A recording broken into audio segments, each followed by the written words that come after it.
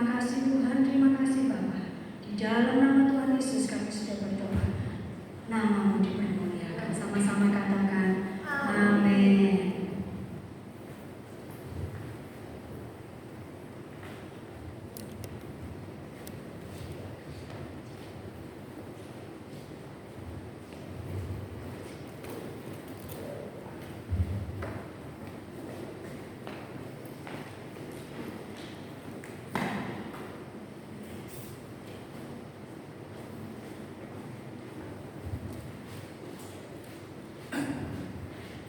Shalom. Halo.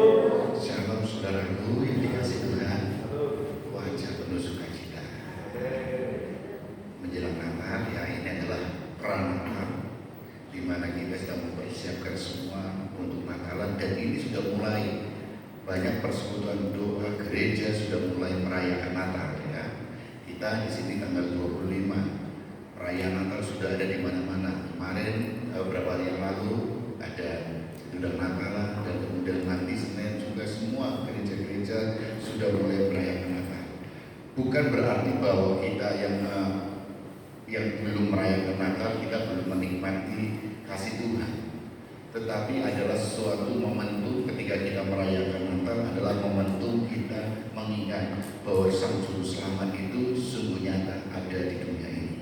Dan kita sebagai orang percaya maka harus meneladani, mengingat Dia dan meneladaninya di dalam segala aspek kehidupan kita, baik itu di dalam karyanya, terutama karyanya, sehingga kita bisa menjadi orang-orang yang senantiasa menjadi berkat, senantiasa menjadi orang bersaksi bagi Tuhan, dan nama Tuhan senantiasa dipermuliakan lewat kehidupan kita semua. Nah, oleh karena itulah pada sore hari ini kita akan belajar bersama-sama dari satu pengalaman Rasul Paulus tentang bagaimana dia menerima Tuhan Yesus dan dia mengatakan bahwa semuanya ini adalah kasih karunia. Dari keberdosaan Paulus, dia sebagai penganiaya jemaat, dia memiliki jabatan segala-galanya, tetapi ketika dia menerima Tuhan Yesus, maka semuanya hanya kasih karunia.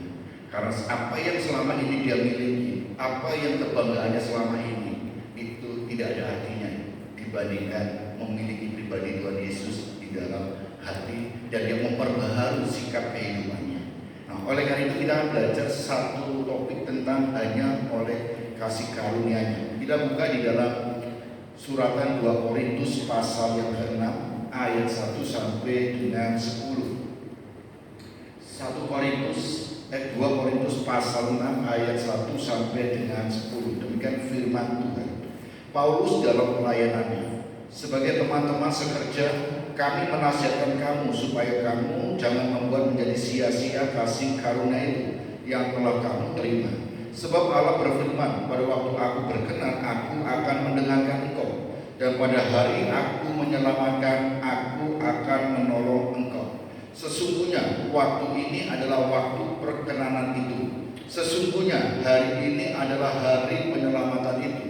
Dalam hal apapun kami tidak memberi sebab orang tersandung, supaya pelayanan kami jangan sampai dicela. Sebaliknya dalam segala hal kami menunjukkan bahwa kami adalah pelayan Allah, yaitu dalam menahan dengan penuh kesabaran, dalam penderitaan, kesesakan dan kesukaran, dalam menanggung jerat, dalam penjara dan kerusuhan, dalam berjerih payah, dalam berjaga-jaga dan berpuasa, dalam kemurnian hati, pengetahuan, kesabaran dan kemurahan hati, dalam Roh Kudus dan kasih yang tidak munafik, dalam pemberitaan kebenaran dan kekuasaan Allah, dengan menggunakan senjata-senjata keadilan, menyerang ataupun turut membela, ketika dihormati dan ketika dihina, ketika diumpat atau ketika dipuji, ketika dianggap sebagai penipu namun dipercayai, sebagai orang yang tidak dikenal namun terkenal, sebagai orang yang nyaris mati dan sungguh kami hidup, sebagai orang yang dihajar namun tidak mati,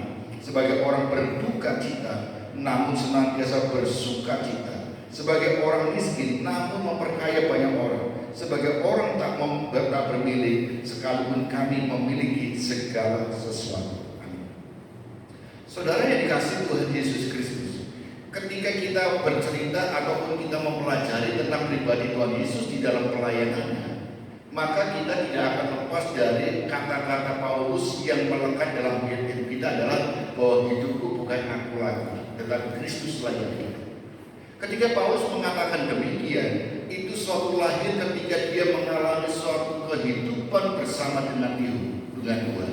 Bagaimana dia membandingkan kehidupan yang lama, walaupun dia memiliki segala-galanya, walaupun dia memiliki jabatan, walaupun dia memiliki guru yang hebat, sehingga dia namanya tersohor dan menjadi seorang teolog yang luar biasa di kalangan Yahudi. Walaupun dia memiliki posisi-posisi di dalam kemasyarakatan orang Yahudi, tetapi ketika dia menerima Tuhan Yesus, dia katakan semuanya adalah sia-sia. Dia bertobat dan berbalik kepada jalan. Bagaimana di dalam Tuhan Yesus itu adalah segala-galanya.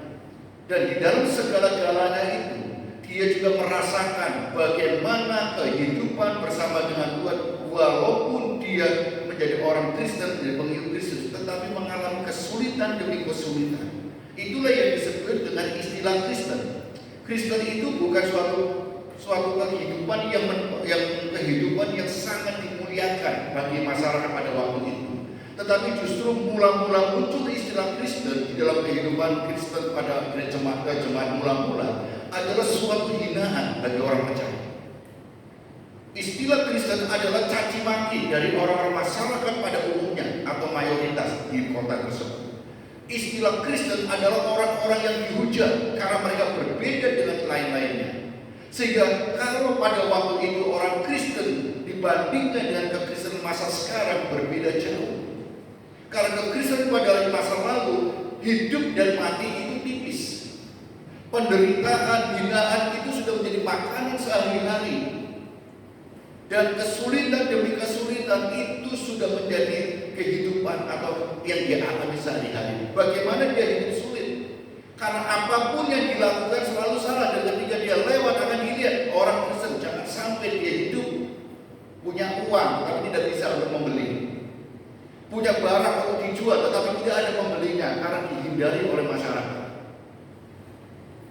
Oleh sebab itulah ketika kita menyadari bahwa diri kita adalah orang Kristen, maka sudah seperti perasaan kita, apakah kita bisa bangga saat ini dalam masa lalu.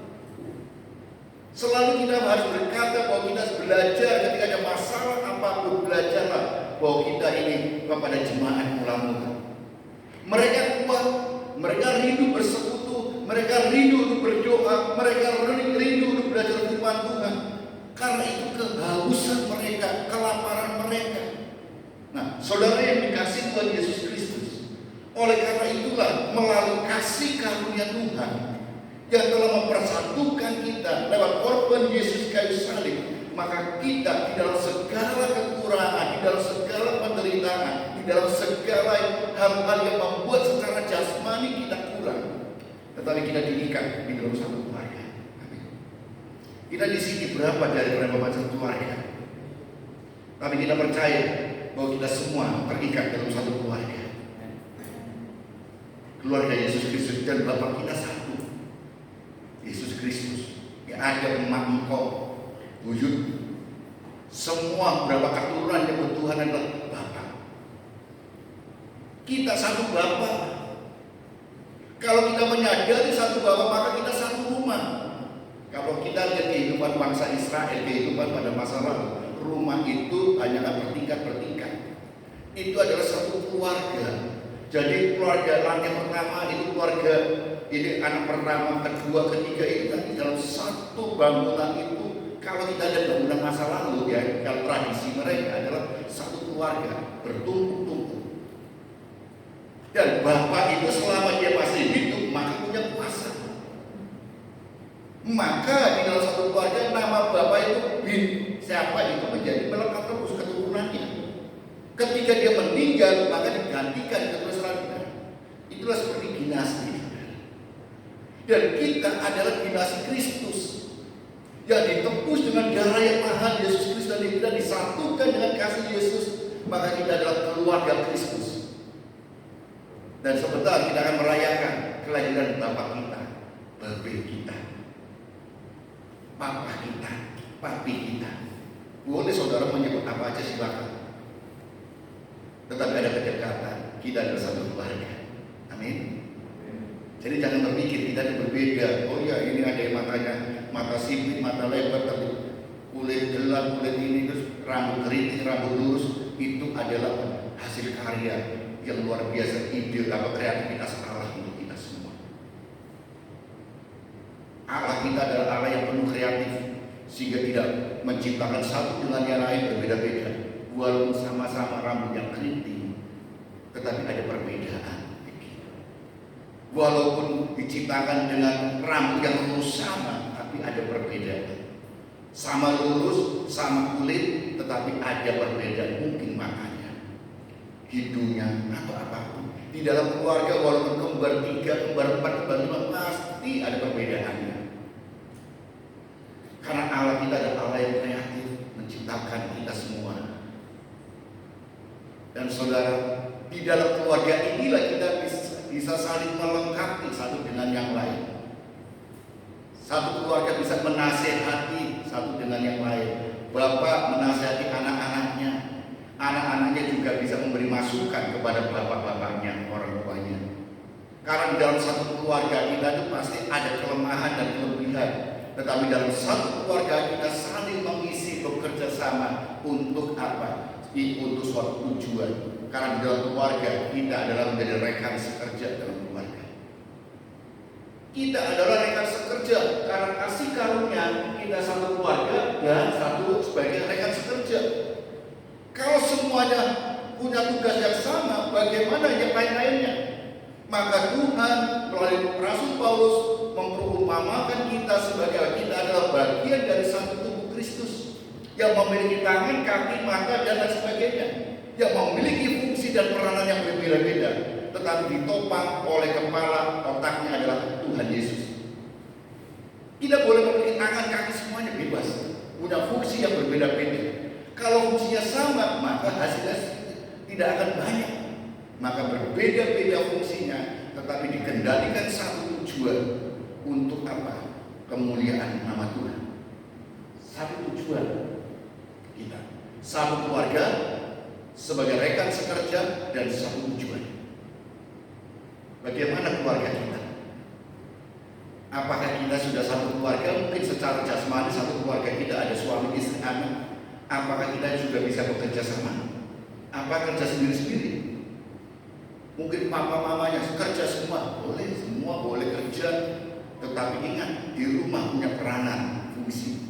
Bapak sebagai kepala rumah tangga, ibu sebagai walaupun dia wanita karir segala macam, tapi di rumah adalah ibu rumah tangga. Tuhan menciptakan Adam dan istrinya Hawa itu sebagai rekan, sepadan, saling menolong. Hawa diciptakan untuk sebagai penolong Adam. Maka Yesus melalui Rasul Paulus memberikan suatu perintah kepada kita semua, bahwa hai suami, kasihilah istrimu. Hai istri, hormatilah suamimu. Suami, kasihilah istrimu. Anak-anak juga demikian. Tuhan mengatur luar biasa. Walaupun kadang istri kita cerewet, istri itu bukan untuk dimarahi, tetapi untuk disayangi. Suami bukan pengen ditanduk ataupun dimuliakan terus, enggak. Suami pada dasarnya ingin dihormati. Jadi kalau suami lagi ngomong aja diserah, dia ngomong memberikan dia itu walaupun bagaimana dia itu punya wibawa, punya otoritas sebagai kepala rumah tangga, dengarkan. Nanti kalau sudah sendiri, nanti kalau udah bermarah-marah dibiarkan aja, nanti juga habis. Istri juga kadang-kadang istri, oh ini mau cerai ini, dengar noai. Nanti kalau sudah ini habis, hilang, selesai, long. Karena istri itu pengen didengar. Setelah didengar nanti ada masalah, aku tadi begini, dengarkan aja. Sebenarnya dia punya solusinya sendiri, nanti sudah punya solusi. Cuma pengen keluarkan unek-uneknya. Pengen keluarkan unek-unek. Yang belum menikah, jangan berpikir terlalu perfect. Orang tuh harus begini, boleh punya kriteria. Tapi ingat, terlalu perfect akhirnya apa? Pilih sini. Toh pasti apa? Semua manusia tidak ada yang sempurna. Tetapi mari kita punya basicnya apa yang menjadi dasar basicnya. Satu adalah apa? Sama-sama takut Tuhan seiman. Karena kenapa harus satu iman? Karena ketika ada persoalan perselisihan bisa diselesaikan dalam iman kita, Yesus Alkitab, kebenaran. Jika ada dua keyakinan dijadikan satu, maka penyelesaiannya apa? Dengan cara apa? Cara pengadilan dunia. Tetapi tidak, jika satu iman, kita selesaikan dengan kebenaran firman Tuhan, kasih Tuhan. Penyelesaiannya. Ketika kita berbicara Alkitab, tidak ada yang namanya perceraian. Apa yang sudah disatukan Tuhan dan diberkati pendeta, itulah jodoh kita. Jadi kalau kita ngomong jodoh itu di tangan Tuhan, betul, tapi belum 100%. Juga di pendeta. Kalau saudara jodoh di tangan Tuhan tidak diberkati, ayo diberkati siapa? Diresmikan siapa? Ya pendeta. Masa kamu ke tokoh agama lain?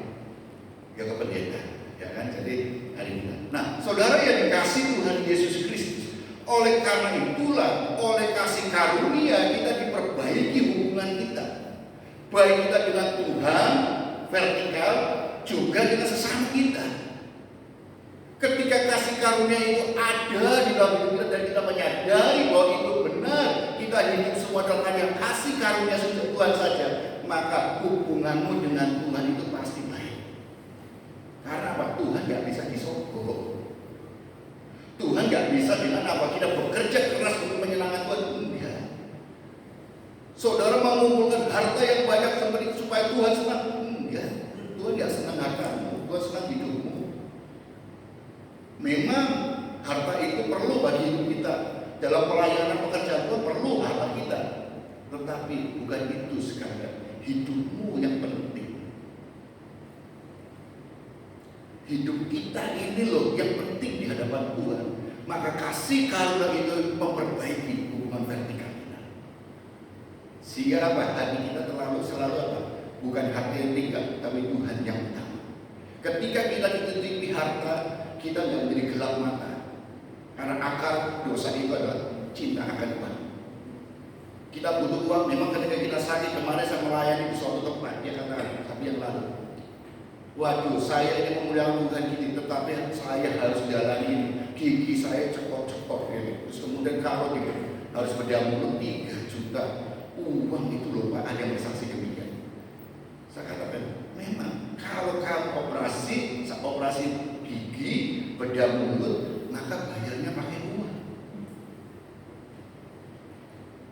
Tetapi cara Tuhan bisa dengan engkau, Tuhan menyediakan uang lewat pekerjaanmu, lewat siapapun, juga Tuhan bisa menolong kita lewat mujizat. Cara Tuhan itu karena kasih karunia. Jadi jangan kita berpikir untuk kesembuhan itu dengan uang yang banyak maka aku bisa sehat. Enggak. Karena kesehatan itu karena apa? Ada yang mengatakan olahraga penting, tetapi yang utama juga olah jiwa, hubungan kita dengan Tuhan. Itu kasih karunia. Nah, oleh karena kasih karunia kita diperbaiki hubungan vertikal, maka dampaknya adalah ada pemulihan hubungan kita dengan sesama. Maka orang mengatakan, aku mengasihi Tuhan sungguh-sungguh, tapi kehidupanmu dengan sesama berantakan. Karena tanya, bagaimana kamu akan melihat Tuhan, mengasihi Tuhan, yang kelihatan mata aja kamu bermasalah? Ada satu ajaran dari Konfusius. Konfusius mengatakan demikian, kalau engkau ingin melihat Tuhan, gak usah jauh-jauh. Kalau engkau ingin melihat Tuhan atau tiang, jangan jauh-jauh. Itulah depan orang-orang, itulah Tuhan. Dan itu yang diajarkan oleh Papa saya pada saya. Kalau engkau ingin, maka orang-orang aliran Konfusius itu selalu menghormati leluhur, turun-temurun. Itu dihormati luar biasa. Karena itulah Tuhan yang hidup, Tuhan yang nyata. Lalu bagaimana kita sebagai orang Kristen, orang percaya? Selanjutnya kita sebagai orang Kristen, sebagai orang percaya, hormatilah dan sayangilah orang tua kita selama dia masih hidup. Jangan Jangan sampai ketika masih hidup disia-siakan, ketika sudah mati dimuliakan luar biasa. Itu keliru. Ketika beliau masih hidup, mari kita muliakan, kita kasihi, kita hormati, kita mungkin berbalas kasih kepada mereka. Karena adanya mereka itu kami bisa ada sampai sekarang ini. Mama, papa, mama yang hamil kan mama, dia tanpa peran apa ya nggak bisa, ya kan? Maka perannya mama, papa. Anak siapa? Anak kami. Jadi jangan bilang orang mamanya bilang ini anakku. Enggak, kamu nggak akan bisa kalau nggak ada peran papa. Papa yang ngomong ini anakku, enggak kalau nggak ada yang menghani, nggak bisa. Peran bersama, ya kan? Peran bersama lalu dijadikan satu menghasilkan. Ketika orang tua kita melahirkan kita antara hidup dan mati, dia pertaruhkan. Oleh karena itu, mari kita hormati orang tua selama ada di depan mata kita. Tadi saya berbincang-bincang dengan jemaah. Tadi saya besok, kemudian ngobrol-ngobrol, dia sendiri anaknya jauh-jauh, kemudian saya ngobrol, iya. Dan ngobrol dia masalah panti werda segala macam, ada yang dimaksudkan. Saya katakan pada mereka, di panti werda yang kami kelola, kebetulan saya kelola panti werda itu, banyak masalahnya karena panti werda kami itu tidak banyak. Dan kebanyakan dari semua kesimpulannya mereka yang ingin masuk panti, yang punya keluarga, kami tidak akan terima kecuali ada hal-hal yang khusus. Kenapa? Panti werda kami didirikan di dalam kita melaksanakan amanat agung kasih Tuhan. Jadi kalau ada persoalan dia punya anak yang dimasukkan, kita berusaha menasihatkan supaya anaknya sadar dan membela orang tuanya. Karena kami bukan profit, maka berusaha untuk memperdamaikan. Orang tua lebih enak, lebih indah tinggal di tengah-tengah keluarga. Dan kita juga memberi kesempatan anak-anaknya untuk merawat. Dan kebanyakan dari mereka yang ingin memasukkan, persoalannya banyak. Satu, kenapa kami ingin masukkan orang namamu ke panti werda? Aku sibuk bekerja, begini. Loh, mamamu kan bisa di kamu telepon, perhatikan. Iya, aku gak ada ngopeni, gak bisa ngopeni, gak bisa jagain. Pembantu atau dari situ nemenin. Kalau tinggal di rumah, kamu pulang kerja bisa ngajak ngobrol, di telepon segala macam. Kalau di panti werda itu nanti kasihan, dia seperti merasa kecuali orang tuanya keinginan sendiri, nanti merasa dibuang. Alasannya saya juga.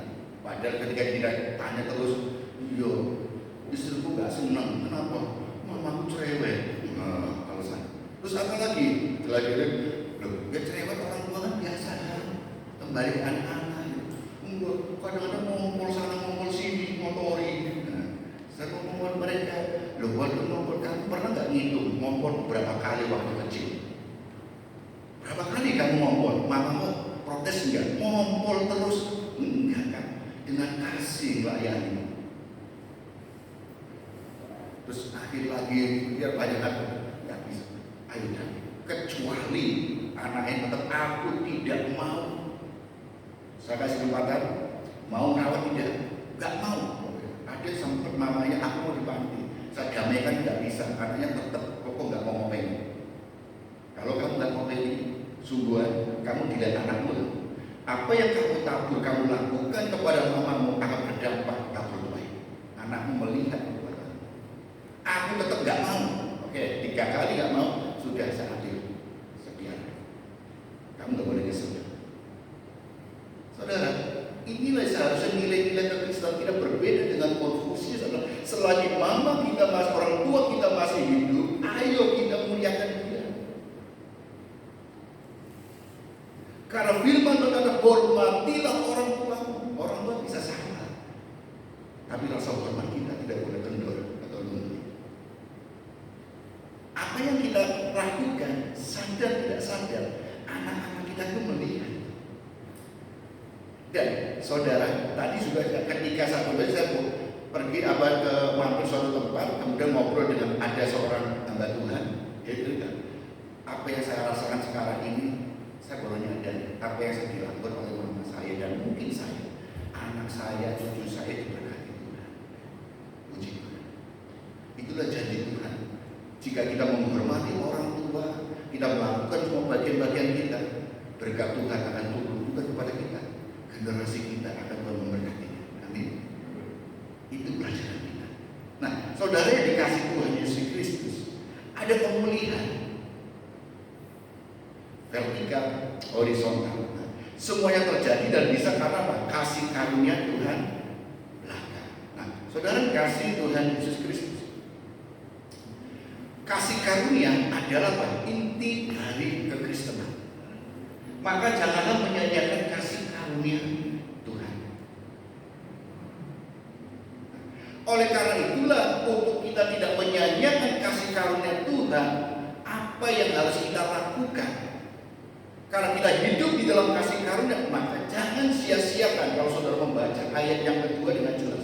Nah, karena kasih karunia itu adalah dasar keselamatan kita. Bapa mengasihi kita, dan kita harus di dalam membuktikan kasih kita kepada Tuhan, buktikan kasih kepada sesama. Dasar keselamatan orang percaya. Maka firman Tuhan katakan di dalam Filipi, kerjakanlah keselamatanmu. Filipi pasal 2 ayat 12, kerjakanlah keselamatanmu. Kita sudah diselamatkan oleh kasih karunia Tuhan. Setelah kita di sini sudah selamat, baru kita kerjakan apa yang diberi dalam Tuhan. Kalau yang pihak yang lain bukan kita berbicara selamat, mereka bekerja keras untuk mengejar keselamatan.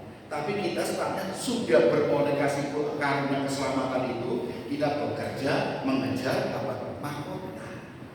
Ini perbedaannya ya.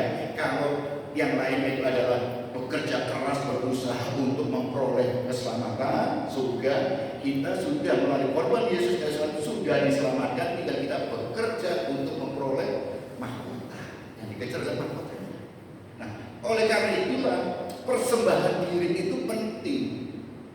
Kalau saudara sudah hidup dalam kasih karunia, jangan sia-siakan. Mari kita jaga hidup kita, yaitu dengan apa? Mempersembahkan tubuh kita.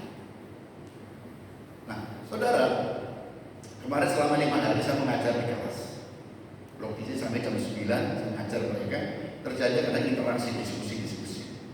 Salah satunya adalah mereka katakan demikian, ada yang mendiskusikan masalah rokok.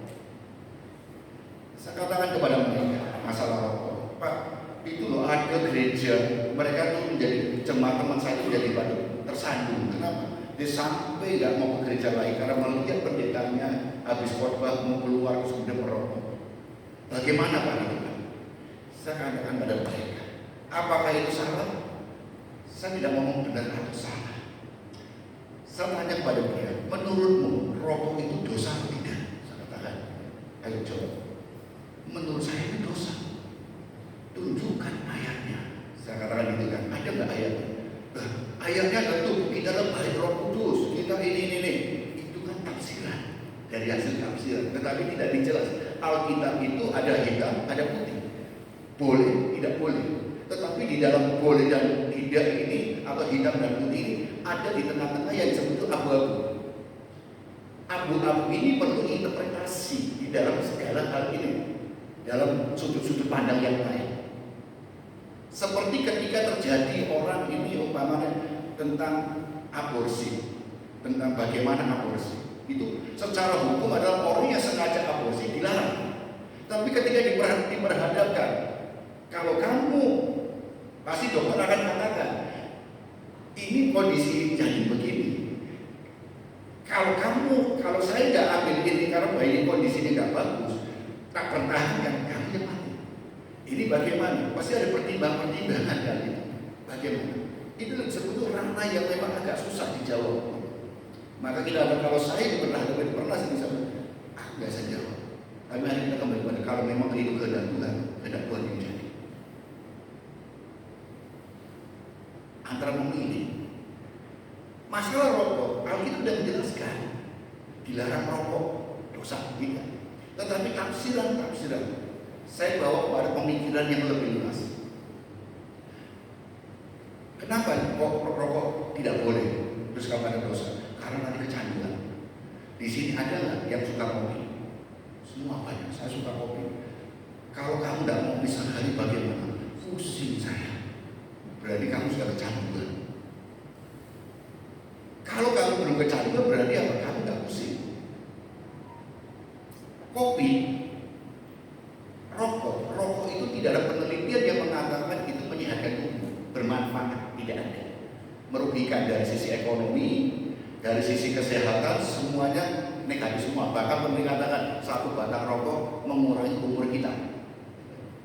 Nah, sekarang persoalan kopi dalam penelitian ada nggak unsur baiknya? Ada. Kita bergairah, kerja pagi kalau dalam kopi itu rasanya semangat. Kalau minumnya sesuai aturan.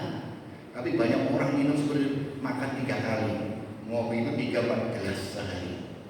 Nah kalau kopi, gulanya kopinya 1 sendok, gulanya 2 sendok karena kopi pahit, ya kan? Pak sabar, aduh. Nah kalau kita berlebih itu tidak baik. Maka Alkitab mengatur melalui Rasul Paulus katakan apakah itu bermanfaat atau tidak, apakah itu menjadi batu sandungan atau tidak. Oleh karena itulah jika kita sesuatu bermanfaat bagi tubuh kita, boleh. Makanan apapun boleh, yang penting bermanfaat. Jika tidak bermanfaat atau merusak, tidak boleh. Kopi ada unsur manfaat, tetapi jika berlebih tidak bermanfaat. Anggur, siapa yang suka minum? Kalau tidak perjamuan anggur kan satu cawan, ini kecil ya kan, nggak masalah. Menurut penelitian, minuman anggur mengandung alkohol itu sehat bagi kita karena aliran darah itu lebih lancar jika minum sesuai aturan. Satu soki, orang itu minumnya sedikit-sedikit, kalau orang baru minum dikit-dikit, orang itu harus minum 1 botol dihabiskan semuanya. Akhirnya mabuk anggur itu tidak bermanfaat. Jadi apa yang bermanfaat bagi tubuh kita baik, yang tidak bermanfaat tidak baik. Rokok dan lain sebagainya yang tidak bermanfaat bagi kita tidak baik. Lihatlah dunia sekarang ini. Kadang-kadang nonton sampai jam 3 pagi, jam 4 begadang segala macam. Ketika begadang akhirnya ngemil. Ya, ngemil karena perutnya lapar. Nah, ketika sebenarnya biasanya itu malam hari itu istirahat tidur, tengah malam bangun, siapkan kopi, makanan segala macam, ngemil. Jam tidurnya berkurang, akhirnya sakit. Itu tidak berguna, tidak bermanfaat. Itu yang Tuhan tidak inginkan. Bagaimana kita menjaga baik suci kita, tubuh kita ini, dan mempersembahkan tubuh kita sebagai ibadah yang sejati. Mindset kita harusnya apa? Kalau kita lihat mindset kita,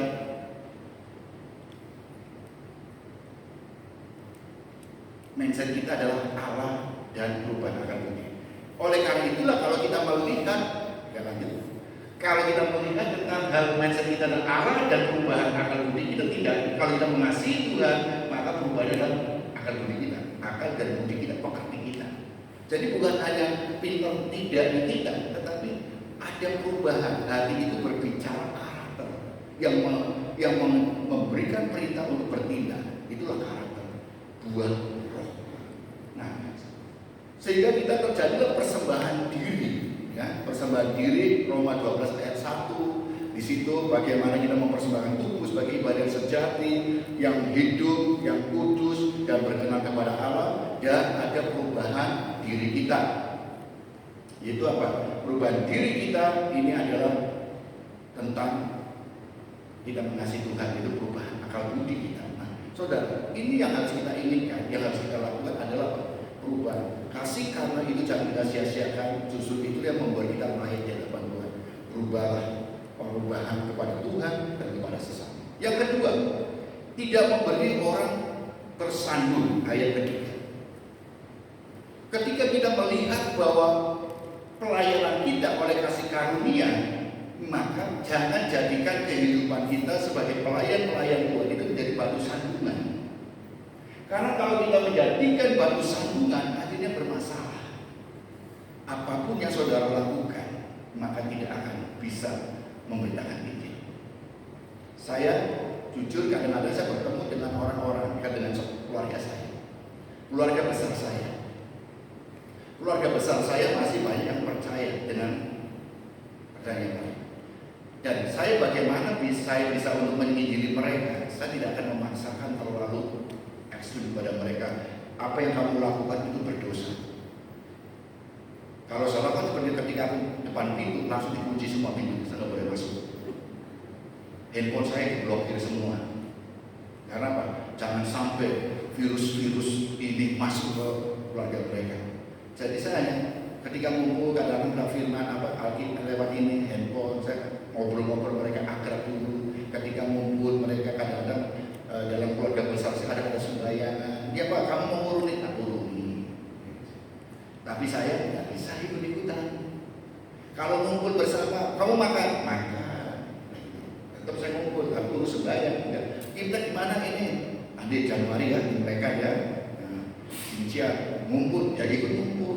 Tetapi sembahyangannya saya tidak ikut. Saya tidak akan sembahyang, ngumpul makan. Kemudian anak-anak senang, bagi-bagi angpau, mereka terima angpau semuanya, senang semua, berbahagia, ya kan? Tetapi kalau kita tarik ke leluhur, ya kan, asal tradisi ini, kita sembahyang dulu, ya kan, sembahyang dulu. Nah, kita sebagai orang percaya, yang ini kita modifikasi sembahyangannya, kita potong. Kalau mau bikin ibadah cara kita menyembah kepada Tuhan Yesus, ibadah keluarga Kristonan. Sehingga kita baca. Nah, hal inilah yang harus supaya jangan jadi batu sandungan di dalam kita. Di tengah-tengah masyarakat kita ada kumpul-kumpul karena saya diundang tetangga, ayo kita ini ngumpul tasyakuran, saya keluar.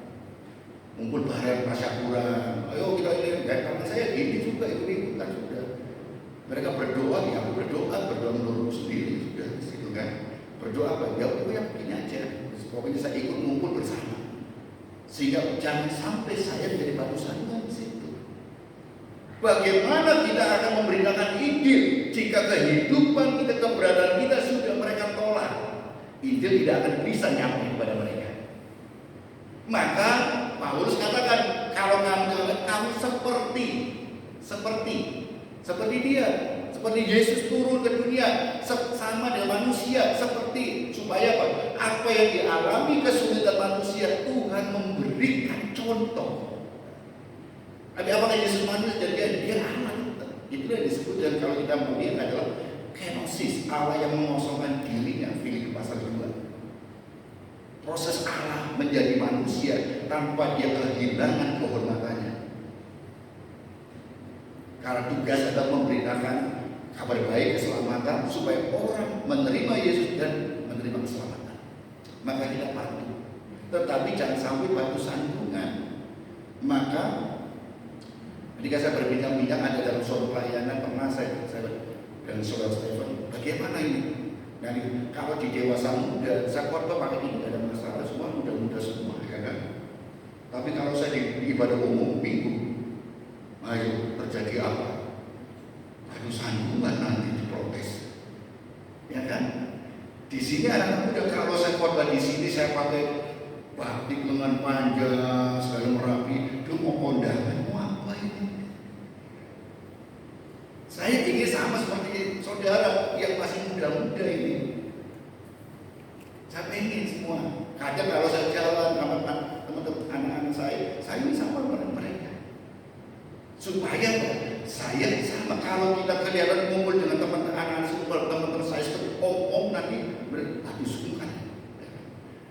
Keberadaan kita menjadi berkat Injil diberitakan. Nah, jadi jangan jadi batu sandungan.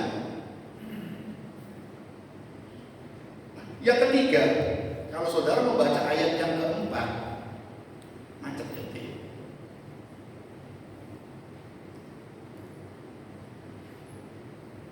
Yang ketiga, pertama adalah tidak menyanyiakan kasih karunia.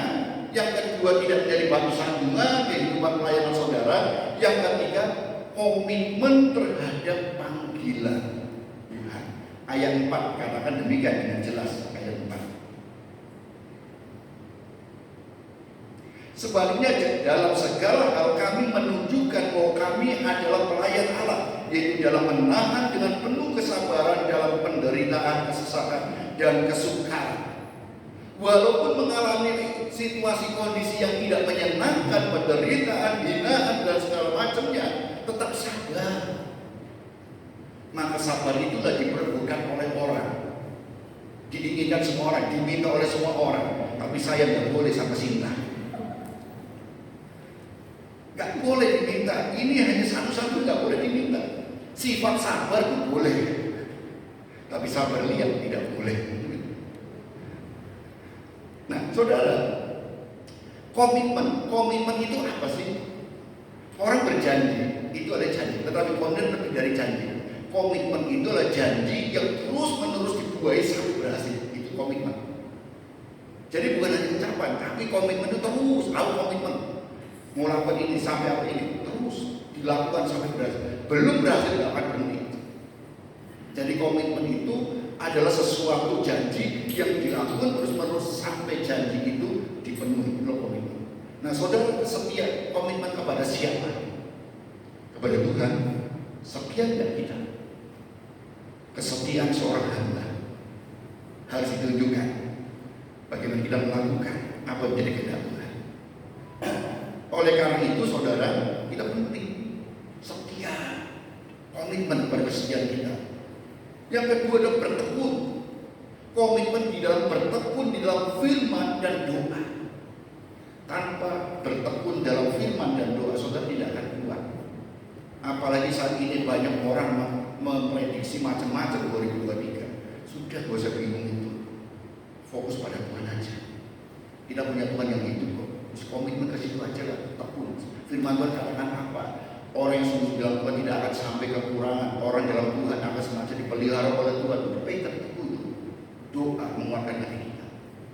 Dan yang utama adalah bersukacita di dalam pengharapan. Sabar di dalam kesesakan. Kalau kita membaca di dalam Roma 12 ayat 11 dan 12 katakan demikian. Janganlah hendaknya kerajinan kendor, biarlah rohmu menyala-nyala dan layanilah Tuhan. Bersukacitalah dalam pengharapan, sabarlah dalam kesesakan, dan bertekunlah di dalam doa.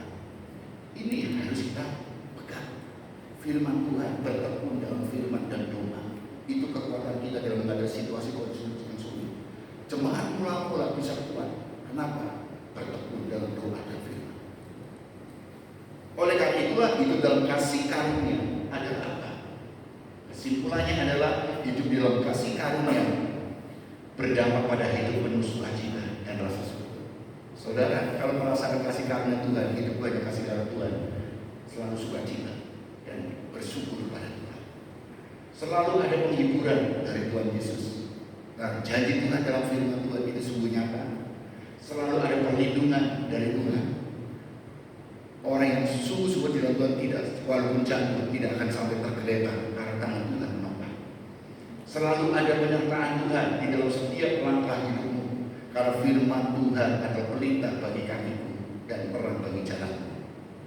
Setiap peristiwa yang terjadi adalah atas seizin Tuhan. Apapun peristiwa nanti yang kita akan hadapi terus sampai nanti masuk 2023, apapun percayalah, peristiwa apapun yang menghampiri kita yang terjadi dalam hidup itu, saudara semuanya adalah itu semua seizin Tuhan. Jika kita hidup di dalam kasih karunia Tuhan. Kalau kita hidup bukan dalam kasih karunia Tuhan, maka itu adalah musibah. Di dalam Tuhan tidak ada kata musibah, tapi semua adalah seizin Tuhan. Oleh sebab itu, kalau kita melihat dalam Roma pasal 8 ayat 28 dikatakan demikian. Kita tahu sekarang bahwa Allah turut bekerja dalam segala sesuatu untuk mendatangkan kebaikan bagi mereka yang mengasihi Dia, yaitu bagi mereka yang terpanggil sesuai dengan rencana Allah. Peristiwa terjadi ini seizin Tuhan. Untuk apa? Yang bisa merasakan mereka yang terpanggil di dalam kasih karunia untuk kebaikan. Kalau saudara tidak menyadari hidup karena kasih karunia, saudara tidak akan pernah merasakan itu demi kebaikan. Tetapi kita akan selalu katakan itu karena hukuman, itu musibah. Di dalam Tuhan tidak ada musibah, tapi seizin Tuhan untuk kebaikan kita. Saya teringat ketika ngajari anak saya sepeda motor. Nah, sepeda motor saya ngajari bonceng berapa anak saya dua, saya kakinya luka semua. Terlalu ini kamu harus begini, tapi kalau ini saya jatuh, saya kakinya lecet. Terus siapa? Saya nggak marah, karena apa? Kalau saya marah, nanti dia apa? Kecil hati, langsung nggak berani lagi. Sudah sakit, ya sakit itu, dua-duanya sakit. Tapi ya sekarang nggak apa-apa. Sekarang dia udah berani, ya kan? mendatangkan kebaikan. Sehingga apa? Tahu kalau begini nanti salah, kalau begini nanti resikonya gini. Pelajaran hidup itu.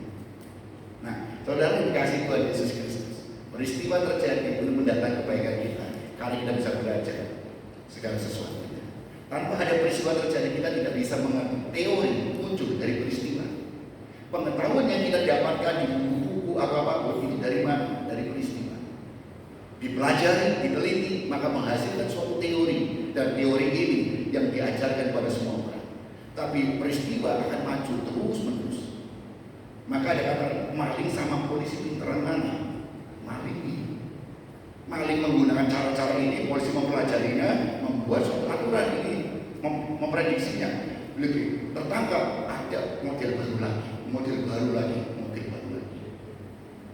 Nah, saudara terkasih, ini yang harus jadi perenungan kita. Hidup karena kasih karunia. Amin. Mari kita tunduk kepala.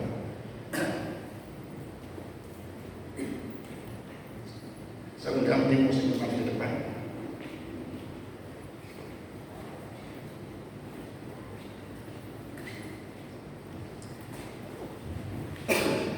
Kita angkat satu pujian sedikit.